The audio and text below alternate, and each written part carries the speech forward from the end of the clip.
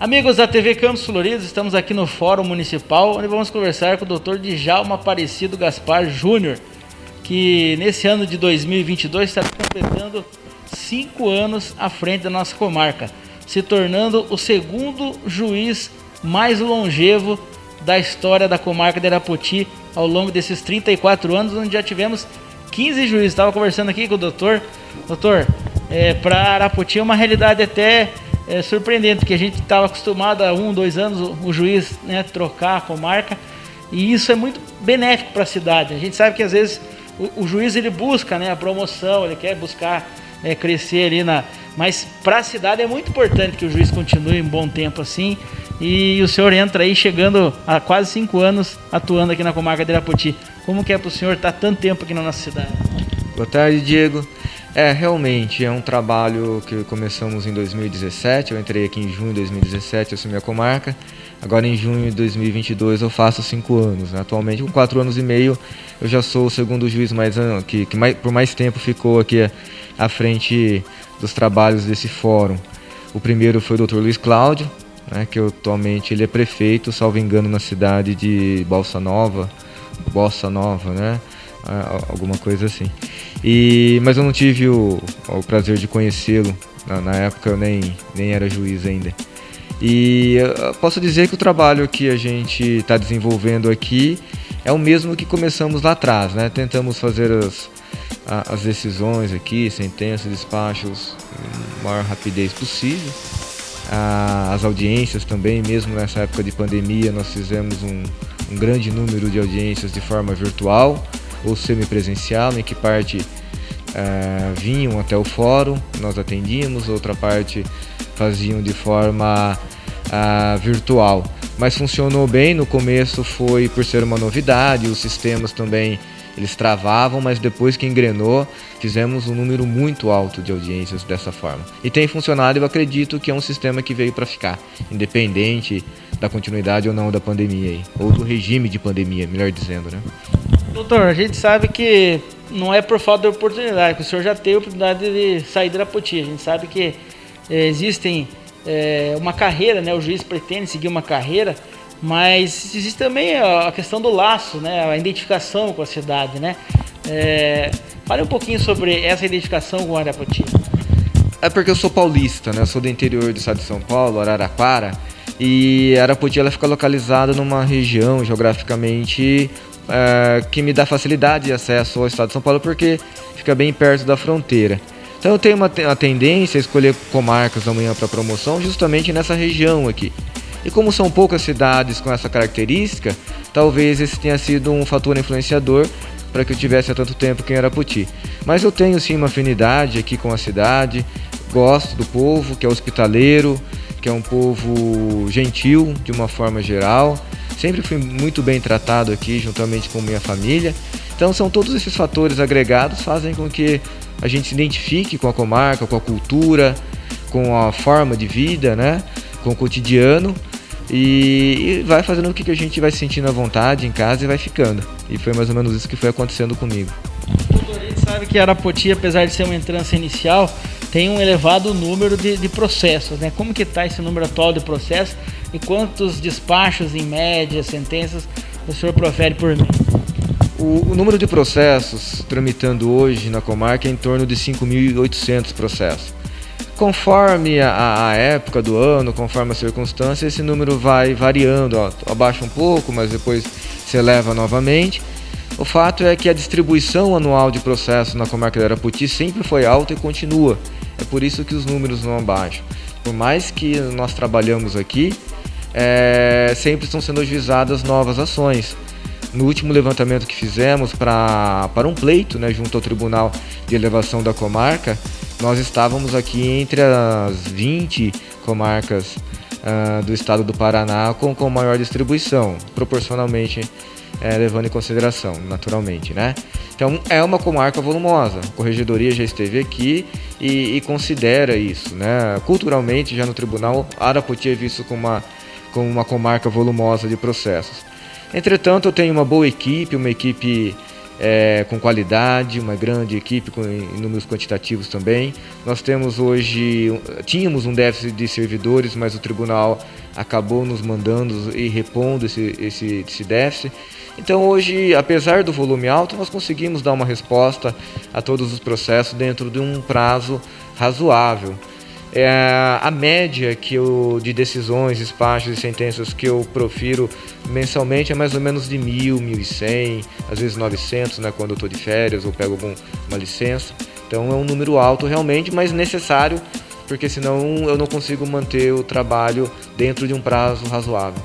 Doutor, e quais os processos e as ações mais corriqueiras que são movidas aqui na comarca de Arapoti? A comarca, essa aqui é uma comarca inicial, ou seja, eu sou juiz estadual e pego em termos de matéria, digamos, de A a Z, desde família, previdenciário, a criminal, execução penal, infância e juventude. Então todos os temas sou eu que faço por ser sozinho. Além disso, eu cumulo a justiça eleitoral e cumulo também a corregedoria do foro extrajudicial, que são os cartórios, registro de imóveis, tabelionato, protesto e registro civil e jurídico, né, de pessoas jurídicas. Então o trabalho realmente é intenso porque eu tenho que acumular todas as competências. Mas enfim, nós temos aqui um volume maior de trabalho na área criminal, né, cujos crimes com maior incidência são contra o patrimônio, furtos, roubo felizmente deu uma boa diminuída, mas infelizmente lesão corporal, vias de fato e ameaça no âmbito da familiar, né, de violência doméstica, é um número muito alto e alarmante ainda, que por mais que nós tentamos dar uma resposta rápida para que esse número, né, diminua, por questões culturais, questões machistas, questões de inúmeras nuances, acaba ocorrendo. Na esfera civil, o volume é bem alto também, ações cíveis, natureza civil de uma forma geral, e a fazenda pública também é uma outra competência com bastante volume de trabalho. Então essas seriam as competências. E família, né?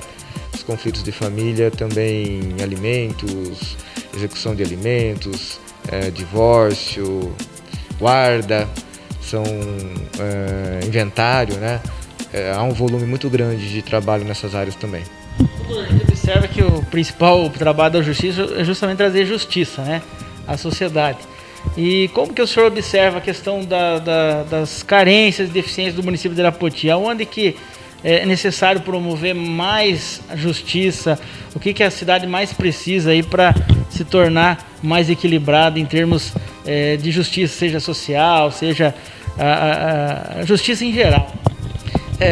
O termo justiça, né, não existe um consenso, né? O que é justiça? Porque nem sempre aquilo que é justo para um, para o outro vai entender que não foi, né? Eu costumo adotar o conceito de justiça dado por Aristóteles, que ele diz assim: a justiça é dar a cada um o que lhe é devido, né, levando em consideração a sua condição peculiar.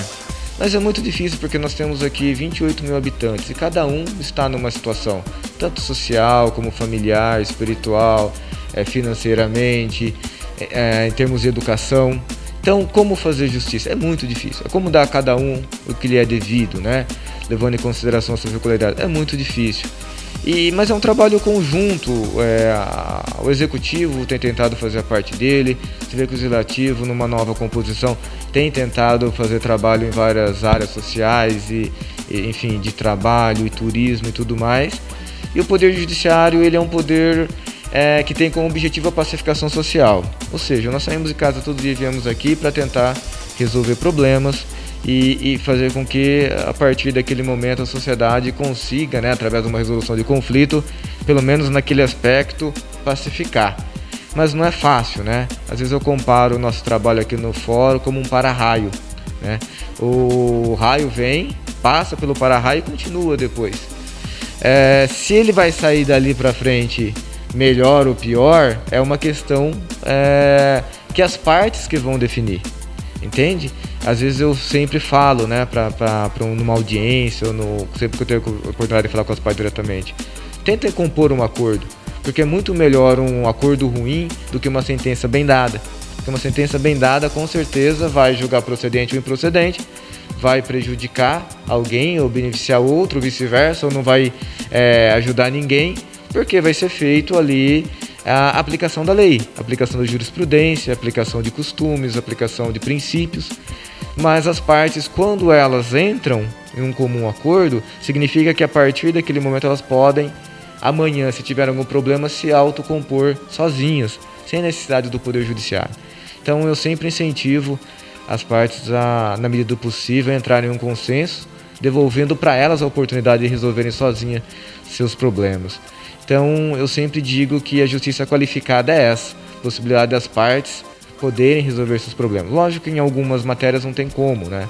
Como no criminal, por exemplo, já não tem jeito. A pessoa comete um crime, vai ser verificado se ela cometeu ou não, ainda que ela se arrependa, ainda que ela não faça mais, mas pelo ato que ela cometeu, ela vai ter que ser julgada e dentro das balizas legais, né? Ser condenada ou eventualmente ser absolvida, isso vai depender do processo.